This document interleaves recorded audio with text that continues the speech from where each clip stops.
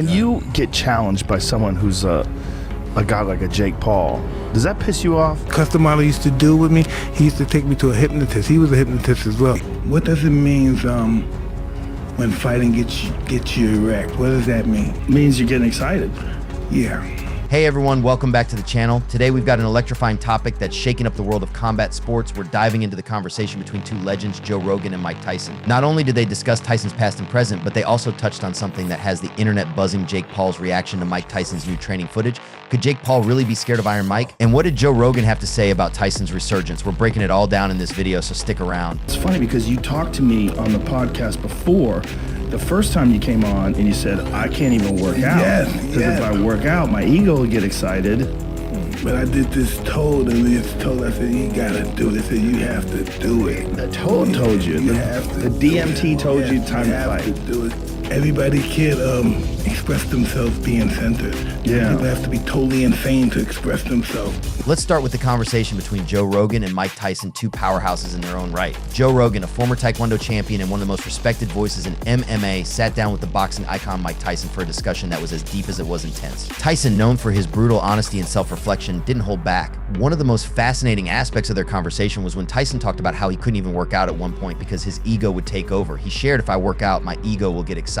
But Tyson's journey of self-discovery took a dramatic turn after he experienced the potent effects of the toad DMT, a powerful psychedelic. Tyson explained how the experience changed his mindset, allowing him to channel his energy in a more centered way, saying, people have to be totally insane to express themselves like me, I'm obsessed. Me, Mike Tyson, I'm an obsessed mentality type of person. Do you think that's what it takes to make someone who is as good as you, as young as you? You have to be completely obsessed. Yes. I think fighters our main problem is self-control. That's our main, for sure. Yes. Because you're still working. It's like a great man who is a great fighter at one point in his time stops thinking about himself. You're always working on yourself. Constantly. Listen, if you know who you are at this stage of your life, then you're very limited.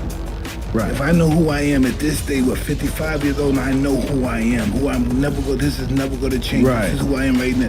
I'm be a very limited person. Yeah. Rogan, intrigued by Tyson's introspective side, asked if being obsessed is what it takes to become as great as Tyson. Tyson agreed, emphasizing that most fighters struggle with self-control. He delved into the idea that constantly working on oneself is the key to greatness, but also a challenge, stating, if I know who I am at 55, then I'm very limited. We change every day without even knowing.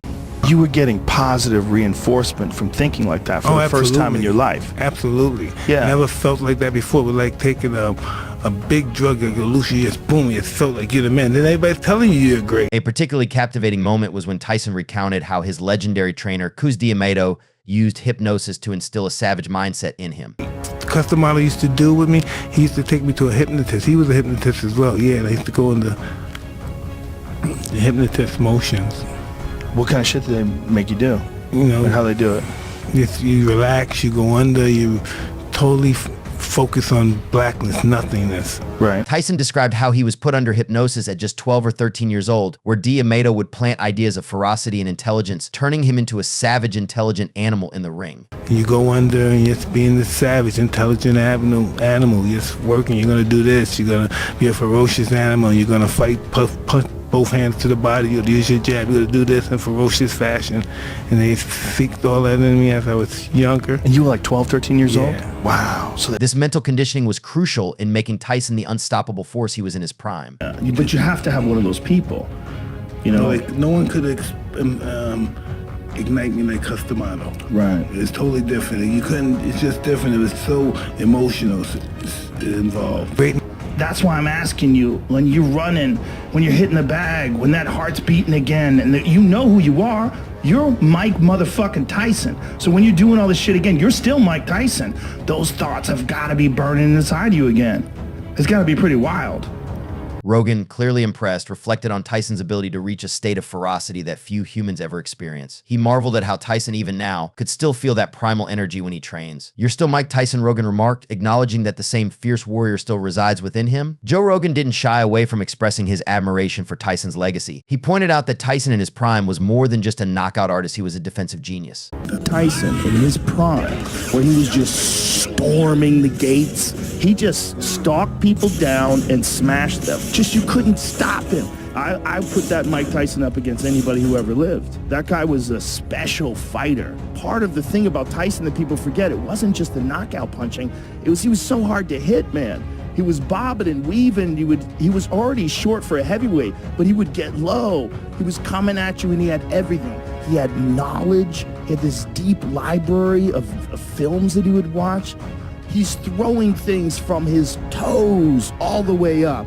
Tyson's ability to bob and weave, to slip punches while closing the distance, made him a nightmare for opponents. Rogan said, "I'd put that Mike Tyson up against anybody who ever lived. He was a special fighter." Rogan also emphasized how Tyson's deep knowledge of boxing history, coupled with his physical prowess, made him a unique figure in the sport. He had everything going for him, Rogan added, noting that Tyson was a different breed of fighter, one that the heavyweight division had never seen before. To try to put an end to me, because that's what all these fighters have been trying to do, is end the YouTuber. And if Mike can do that, then he's a hero. Now, let's switch gears to Jake Paul. The YouTuber turned boxer has been making waves in the boxing world, calling out legends and proving his doubters wrong in the ring. But when footage of Mike Tyson's recent training surfaced, showing the 55-year-old legend moving with speed and power that defy his age, Jake Paul reportedly had a very human reaction: fear. The internet went wild with speculation that Jake Paul might be scared of facing Tyson, especially after seeing the ferocity that Iron Mike still possesses. The training footage showed Tyson hitting the pads with a ferocity that looks straight out of his prime years, and it's no surprise that it might make even the most confident fighter second guess themselves.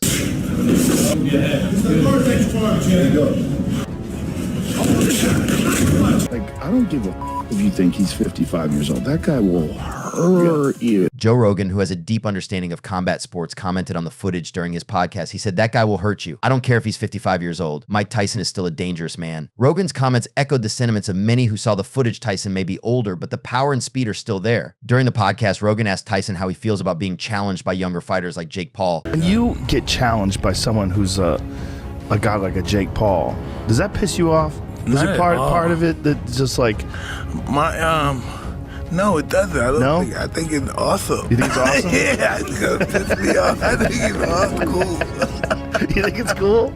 That's awesome. Tyson's response was surprisingly calm and measured. "I think it's awesome," Tyson said, adding that he doesn't take it as an insult, but rather as a sign of the times. He appreciates the boldness of these younger fighters, but also acknowledges that there are levels to this world. Like, in a way, I mean, it's kind of insulting. It's brave, it's bold of him, but it's like levels to this world. Tyson's humility is striking, especially when you consider his past persona as the most feared man in boxing, but there's still a flicker of that old Tyson when he talks about the younger generation. I rip his heart out. I'm the best ever. I'm the most brutal and vicious and most ruthless champion there's ever been. There's no one can stop me. Conqueror, no, I'm Alexander. He's no Alexander. I'm the best ever. There's never been anybody as ruthless. I'm Sonny Liston. I'm Jack Dempsey. There's no one like me. I'm from their claw. There's no one that can match me. He recalled his famous quote, "I'm the best ever. I'm the most brutal and vicious, the most ruthless champion there's ever been." That competitive fire still burns within him, even if it's tempered by age and wisdom. Jake Paul's rise in the boxing world has been nothing short of meteoric. He's taken on MMA fighters, former champions, and has built a massive following along the way. But stepping into the ring with Mike Tyson, even at 55, is a different beast altogether. But once he's in that ring, you have to fight like it's life depending on it, because it will be. Yeah, I've been doing a lot of sprints because that's what I'm doing, a lot of running. I've been doing a lot of sprints. Tyson himself said once he's in that ring, he has to fight like his life depends on it, because it will. Rogan and Tyson both acknowledge that the road Jake Paul is on is tough, but Tyson respects his willingness to take risks. It's only 10% of how fighters train right there. It's nothing. What I did is nothing. That's how fighters warm up. And so he's gonna have to get very familiar with that kind of lifestyle of fighting. However, Rogan reminded his audience that Tyson's training footage is just 10% of how fighters train. The real question is whether Jake Paul can handle the lifestyle and dedication required to compete at the highest level, something Tyson knows all too well. As the conversation wrapped up, both Rogan and Tyson shared some wisdom for aspiring fighters. Being a fighter is almost like being a monk. Yeah, I would equate a fighter, a true fighter that follows the rules of fighting, that's a monk. Yeah, he has a monastic lifestyle. Tyson talked about the monk-like lifestyle that true fighters must adopt, emphasizing the importance of discipline, sacrifice, and staying true to oneself. He also offered a spiritual perspective, saying, all your fights, all your knockouts, that's a blessing. You have to believe this, you have to know this. One thing I'm gonna tell you, and this is spiritual, right? You see all your fights and stuff? All your knockouts is spectacular. You know what that means? All this good stuff happening to you, know what that means? That you're favored by God. But remember, when you're favored by God, you're also favored by the devil. He's coming for you too, so you've got to stay strong. When you're favored by God, you're also favored by the devil. He's coming for you too. So you just gotta be strong and stay on the right side. What side you gonna go on? He's gonna give you power too. He's gonna get in your head too, but it's whose side you're gonna stay with. You stay with who brought you here. Go home with the guy that brought you to the dance. Rogan, always the philosopher, added that the journey of a fighter is one of constant self-discovery and reinvention. He admired Tyson's ability to continue growing and evolving, even after a career that saw him reach the highest highs and the lowest lows. Now it's your turn. What do you think about Mike Tyson's latest training footage? Do you think Jake Paul is truly scared of facing Iron Mike? And how do you feel about Joe Rogan's take on Tyson's legacy? We'd love to hear your thoughts, so drop a comment below and join the conversation. If you enjoyed this video, make sure to like, subscribe, and hit that notification bell so you don't miss any updates on the latest from the world of combat sports. Mike Tyson and Joe Rogan are two of the most respected figures in the world of combat sports, and their conversation offered deep insights into the mind of a fighter. Whether you're a fan of Tyson's ferocious past or intrigued by his reflective present, there's no denying that Iron Mike still has the power to captivate and to intimidate. As for Jake Paul, only time will tell if he's ready to step into the ring with a legend. Thank you for tuning in, and we'll see you in the next video. You know, every day of our life we change without even knowing. Absolutely. Without even knowing we change. That's at every age, right? We're our center of our attention. And the great coaches find those people and make them better. Exactly. Yo, and I was in bed for a week. That was 30 seconds and I was in bed for a week. This is big work, okay? This big work. There it is right there. Yeah. It's the perfect part, Django.